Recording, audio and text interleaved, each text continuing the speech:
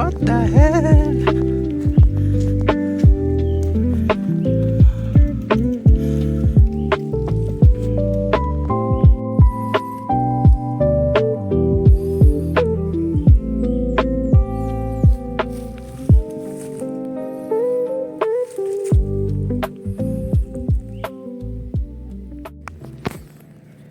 Uy! Hey guys, pupunta kami ngayon sa Paisawan. Pababayin namin yung yung beach. So, pero ngayon nandito na kami sa overlooking. Kung makikita niyo itong lugar na to, doon kami galing Diyan. So, nakita ko lang to, mayroong daan. So, may overlooking. Ganda, di ba? So, yun yung main road Ayan. Ayan. Ayan. So nasa Paisawan, Bagakbatan kami. So pupuntahan namin yung beach para makita kung parang maaliwalas ngayon yung dagat Ang ganda ng kulay doon Parang siya Blue Lagoon. Ayan, ganda Ayun, diba? So samahan nyo kami. Saglit lang na vlog. Makita ko lang sa inyo.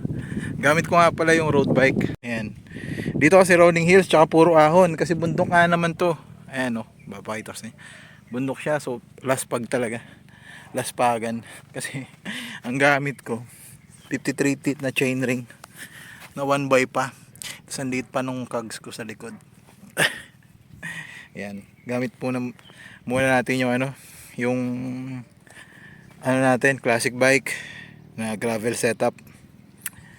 So yun, medyo nakapag day off tayo, kaya nakagala-gala, kaya late ngayon lang din nakapag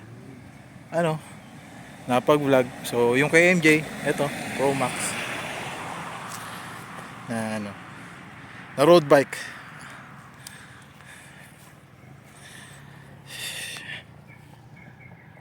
Tara, baba tayo dun, babain natin. Ayun, dahan-dahan lang ako kasi medyo nakakatakot. Mas 100 pa baba kasi doon.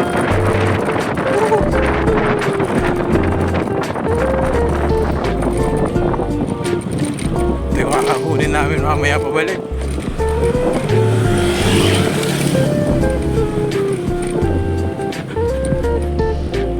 Ay, nakakatakot. Sige, tsaka na, bawal mo na mag-100 kasi medyo delicates. Yun ganda dagat na yan So konti na lang to, nasa beach na kami.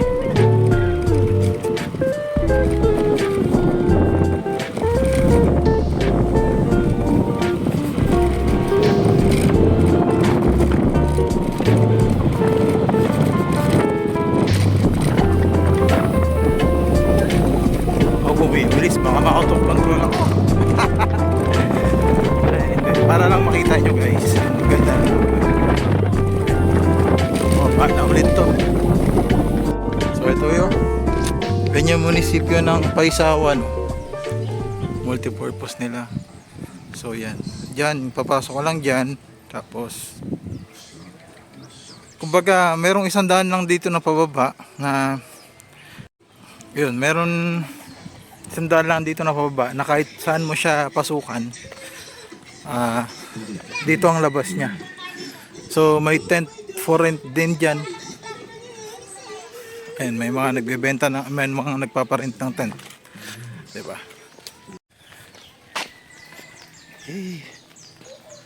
Lakarin na lang punta doon. Sana bukas pa yung may gate kasi doon pag diniretso rin. So titingnan namin ngayon ni MJ kung bukas pa yung gate sa may gilid. Lalakarin na lang. So pwede kayo mag-parking dito, free lang dito. Pero pag weekdays alam ko may environmental fee na 40 pesos per head. Yan yung parking lot yan. So lakad ka lang dito, tapos kakaliwa ka lang dyan, ayun yung gate, pwede kang pumasok dyan. Pagpasok mo dyan, malapit na yung beach. So yun, dala lang kayo ng pagkain, ganyan. solve na. Tent, kailangan nyo ng tent. Solve na yun. Tent lang kailangan. O kakaliwa lang kayo dito. Yan.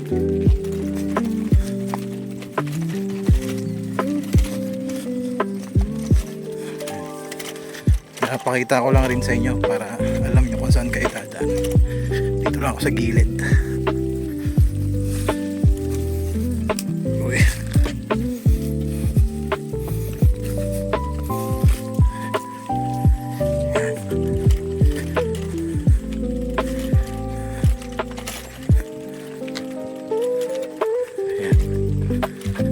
Pribadong pag-aari, bawal pumasok ang mga sumusunod: motorsiklo, hindi residente, motorsiklo, tindahan, sari-sari store.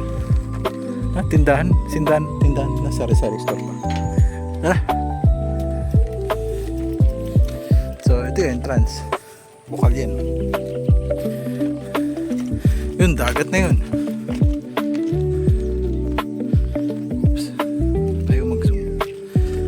Dagat na yan. Yan, dagat na yan.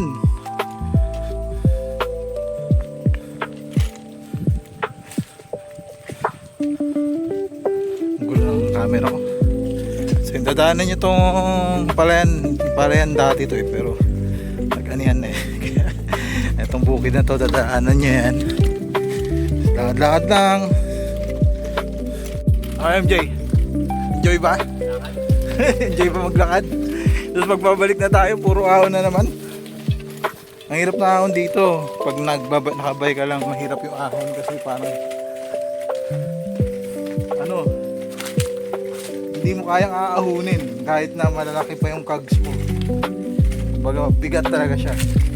Okay lang din pag naka MTB, pero panigurado susuko ka sa ahon. Ay. Uy, bulaklak. Ay, bulaklak. Ayun. Bulaklak tsaka mga butterflies. Ganda rin dito.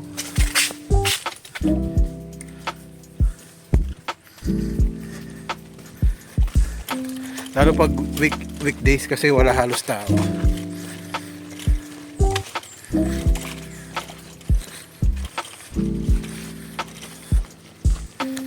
Malinis din. Ayan na. Medyo na to, buhangin na kasi nga dagat na yan. White sand din eh, no?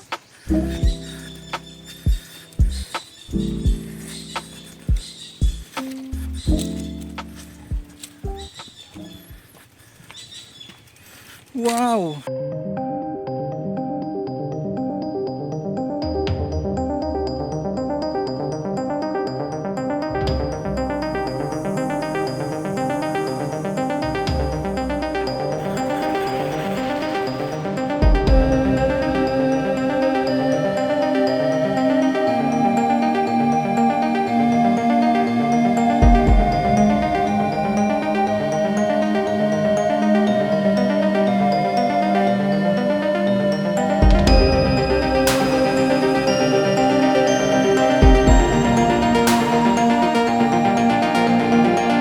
Sobrang liwanag. Worth it din. Sobrang ganda. Ganda ng kulay ng dagat. Tapos white sand beach din siya.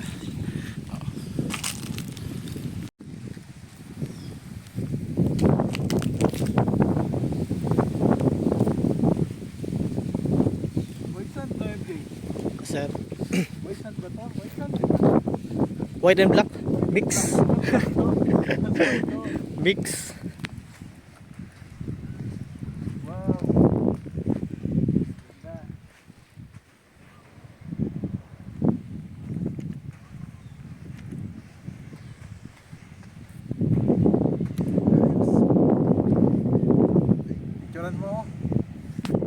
So diyan kami galing, oh. Yan.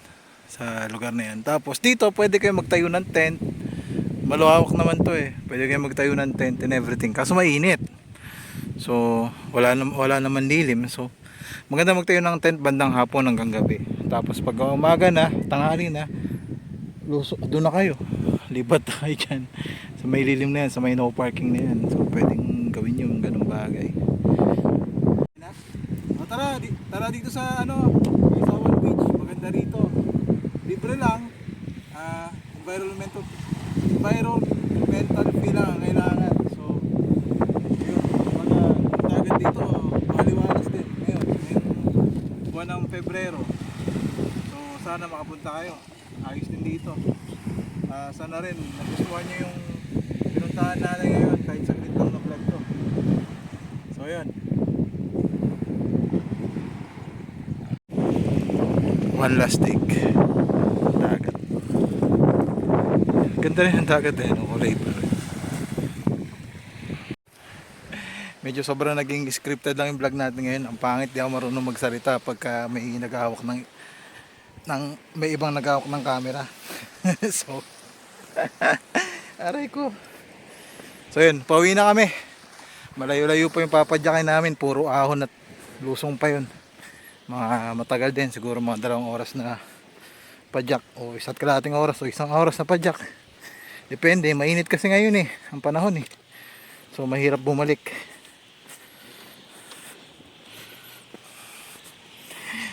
Tinry ko magtampisaw eh, kaso naabutan yung shoes ko eh, nabasa. So yun guys, hanggang dito na lang. Sana na-appreciate nyo na kahit paano siningit ko yung vlog para makita natin yung lugar na to. And sana patuloy kayo manood sa akin kahit na yung vlog ko eh pasaglit-saglit lang. Kasi alam mo naman tayo, busy lagi sa trabaho. Gusto ko rin sana mag full time sa vlogging, pero mahirap pa ang pera ngayon sa vlog eh. Wala pa talagang subscribers and viewers eh. Pero sana suportahan niyo ako tuloy-tuloy para maging ito na yung hanap buhay natin, tapos madala ako kayo sa mga magaganda pang mga lugar, mga hidden treasures or hidden gems katulad nitong lugar na to, di ba? Pagod din ah. So ayun, pabalik na kami. Pabalik na kami doon sa Sikretong Lagusan ulit. Dadaan ulit tayo sa Sikretong Lagusan. Ito, basang-basa, kumapal tuloy yung yung alikabok. Malinis din dito sa lugar na to. Naaalagaan naman siya. Yun lang, kung bibisita kayo, sana huwag nyo abusuhin yung lugar. Pag uwi, linisin, tapan yung basuran sa tapunan, o dalhin nyo na lang din, pawisin nyo yung basura, para kahit paano nakatulong tayo sa, di ba, sa mga lokal tsaka sa environment. Kasi naging mabuti sa atin ang mga lokal, naging mabuti rin sa ating environment. So to give back, linis din pag may time, di ba? So yun, hanggang dito na lang ang vlog namin. MJ, babay ka na. Babay daw. Ito na lang, hindi na rin ako mapag-vlog pa uwi kasi sobrang lobat na rin yung phone ko. So yun guys, maraming salamat. Till next time. And again, sabihin ko sa inyo, mahal kayo ng Panginoon. Pag nade-depress kayo, na-anxiety kayo and everything, magbike lang kayo. Mas maganda magbike, papayat pa. Tumaba na naman nga ulit ako eh. Kaya yun, bike ulit tayo. So yun, salamat sa panonood at hanggang dito nag-stay kayo. God bless sa lahat.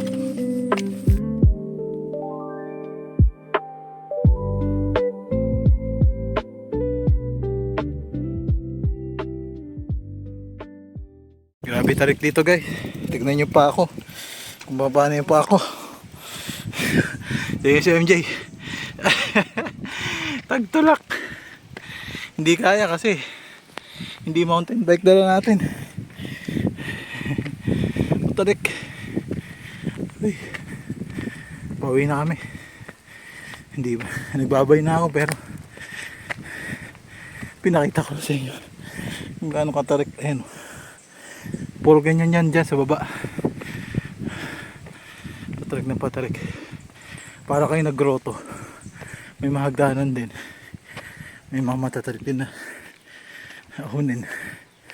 So hindi kaya sa dala nating bike, wala tayo ibang magagawa kundi lakarin. Ayan, ahon pa rin yan doon sa taas, pero baka pwede nang bikin. Yun, yung dinaan natin kanina, pababa tayo. Yan na yun, doon sa umpisa ng video. Yan na yun. Sige, babay na talaga. Pinakita ko lang, grabingan ko.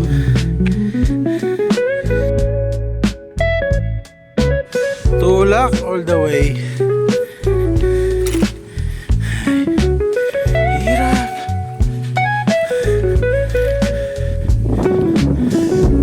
Tapos yung hangin, pasalo nga pa sa'yo. Init.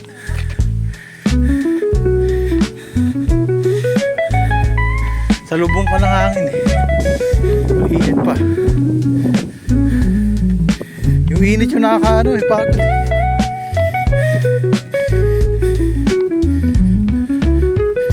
Ano eh.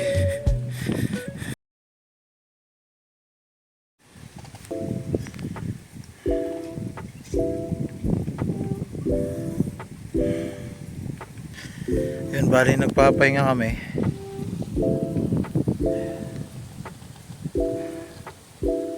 Dahil dun sa ahon, alos 70% nilakad namin, 30% pinadyak na. Puro ahon, pagod na kami. Imagine niyo from elevation ng sea level, akyatin namin above sea level papunta bundok. Puro ahon lang, wala man lang patag. So edi puro lakad din kami. Yung mga kags pa naman namin ang liliit to. Walang ano. Reporting for duty. Tutulog din yung mga bike namin. Papahinga din sila. Nakahiga. Ay, pagod.